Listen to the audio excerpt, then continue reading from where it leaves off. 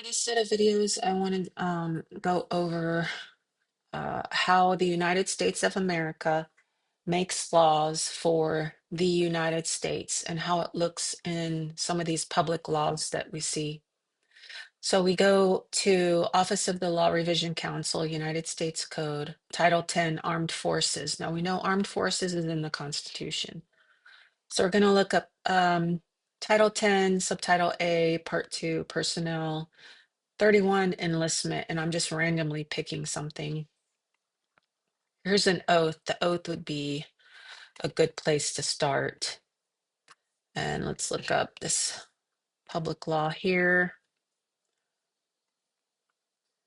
This is, let's see, this is August 10, 1956, Chapter 1041, 70A, Stat 17.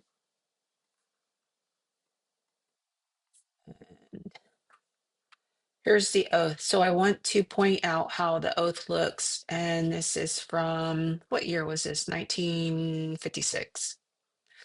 Okay, so let's look at the way the oath is written here. It's really important to understand this.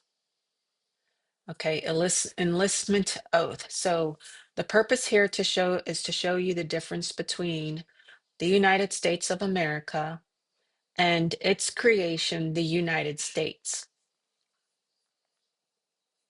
So we have here I, and then your name, do solemnly swear or affirm that I will bear true faith and allegiance. In the old days, this was just replaced. True faith and allegiance just was loyalty to the United States of America, because as a national military, and not a militia, but a national military, they had to remain loyal to all the states in the Union. And all the states in the Union was called the United States of America. And that they will serve. So they became in service to and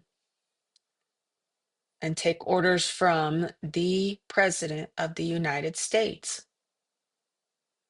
So they had loyalty to the United States of America, but they were in service to the United States, obeying the orders of the President of the United States. So they could have just said here, Commander in Chief of the United States Land and Naval Forces, but they've decided to use President of the United States. But what is the President of the United States?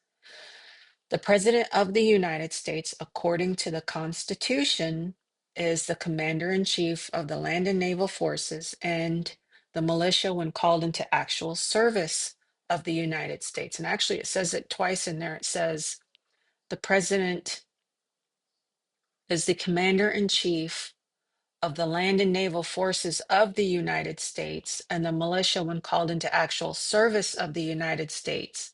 So, how much more in your face does it need to get? Our Article 2, Section 1 says the president is the executive of the United States of America. So we have the president is the executive of all the states together, confederated in a firm league of friendship, and he is the executive of the United States of America, the entire nation. And he's also the president and commander in chief of the United States, Land and Naval Forces of the United States, and the militia when called into actual service of the United States. So anytime you see the United States, most often, not always, but most often, it's speaking of an agency or a national military created by the United States of America. And for this situation, it's specifically an oath for people who are enlisting in the armed forces. Let's see who passed this, who brought this into, who okayed this.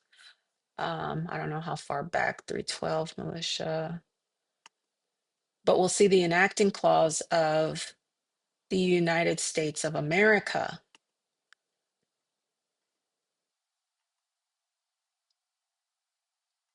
Let's see, on page 10, 9, 8, 7.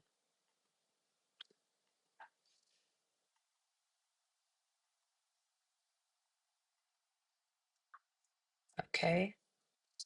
United States Code. So who makes the laws for the United States?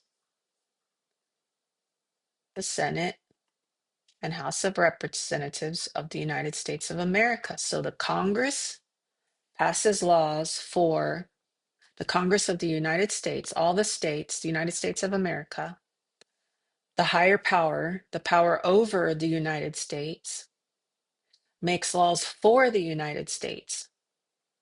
So all the states together in their confederated Congress, the United States of America, makes laws for the United States, its creation, its agency, its military, and that the United States then codifies that into its law